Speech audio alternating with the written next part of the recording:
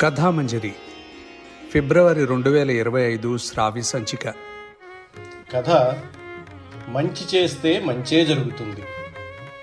రచన Shri CH Nagarjuna Sharma. గళం శ్రీనివాసరావు చీమలపాటి. రాము, కృష్ణ, రవి పాఠశాల విద్యార్థులు. ముగ్గురు మంచి స్నేహితులు.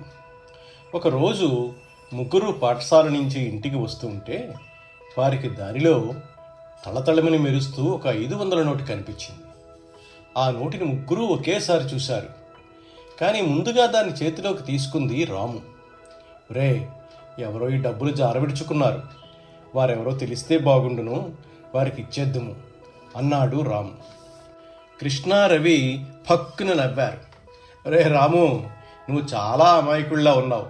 ఎవరికైనా డబ్బులు దొరికితే వారు అవి పోగొట్టుకున్న వారికి తిరిగిస్తారా? ఎంచక్కా మనం ఆ డబ్బులతో ఏవైనా కొనుక్కోవచ్చు. పదరా, షాపింగ్ మాల్కి వెళ్దాం అన్నారు ఇద్దరు. కానీ రాము ఒప్పుకోలేదు. అలా చేయటం తప్పురా. పరాయి సొమ్ము పాము లాంటిదని మన మాస్టర్ మనకి చెప్పలేదు? ఇది పోగొట్టుకున్నవారు మనకి ఎదురు పడకపోతే అప్పుడు దీన్ని ఏం చేయాలో ఆలోచిద్దాం అన్నాడు రాము. అలా వాళ్ళు ముగ్గురు కొంత దూరం నడిచారు. బాబు, నావి 500 నోటు పడిపోయింది, మీకు దొరికిందా అంటూ ఎవ్వరూ ఆ ముగ్గురు పిల్లల్ని అడగలేదు.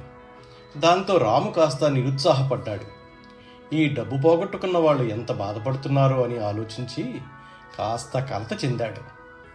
రే, ఈ నోటు మనకి దొరికి ఇప్పటి గంట అయింది, ఎవ్వరూ దీని గురించి అడగలేదు. అదరా, హోటల్కి వెళ్ళి మనకి నచ్చినవి తిందాం అని ఆశ చూపించారు మిగిలిన మిత్రులిద్దరూ. అయినా రాము చెల్లించలేదు, సమాధానం చెప్పలేదు. సరే, నువ్వెలాగూ మా మాట వినవు, కానీ పద ఆ గుడి దగ్గరికి వెళదాం అన్నాడు కృష్ణ. గుడి దగ్గరికా? ఎందుకు అడిగాడు రవి. ఒకసారి మా అమ్మ చెప్పిందిరా, మనకి దొరికిన డబ్బులు దేవుడు హుండీలో వేస్తే మనకి చాలా మంచి జరుగుతుందిట. ఎలా అంటే మన డబ్బులు కూడా ఇలా ఎప్పుడూ పడిపోవంట అన్నాడు కృష్ణ. రాము, రవి చిన్నగా నవ్వుకున్నారు.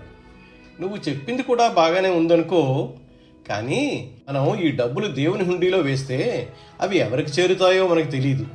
ఇప్పుడే మన కళ్ళ ముందు ఈ నోటు 10 మందికి ఉపయోగపడితే చాలా బాగుంటుందని నా ఆలోచన అన్నాడు రాము. కానీ మనం దీన్ని ఎలా ఉపయోగిస్తాం అన్నారు కృష్ణ, రవి ఇద్దరూ ఒకేసారి. రాము దూరంగా చూశాడు. అక్కడ రోడ్డు పక్కన కొంతమంది బిచ్చం ఎత్తుకుంటున్నారు. అందులో కొంతమంది కళ్ళు లేని వాళ్ళు, కాళ్ళు లేని వాళ్ళు, చేతులు లేని వాళ్ళు ఉన్నారు. అది చూసి రాము మనసు జాలితో ద్రవించిపోయింది. నాకు ఒక ఆలోచన వచ్చిందిరా, పదండి అక్కడికి వెళదాం అన్నాడు రాము. రాము ఆలోచన కృష్ణ, రవి పసికట్టారు.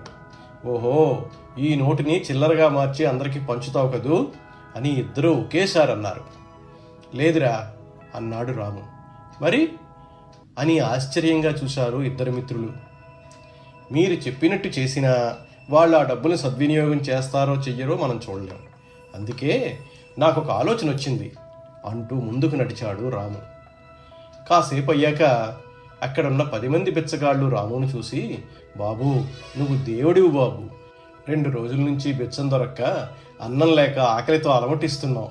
నువ్వు చిన్న కుర్రాడివైనా చాలా పెద్ద మనసుతో మా ఆకలి తీర్చావు. 10 కాలాల పాటు నువ్వు చల్లగా ఉండాలి బాబు అంటూ దండాలు పెట్టసాగారు.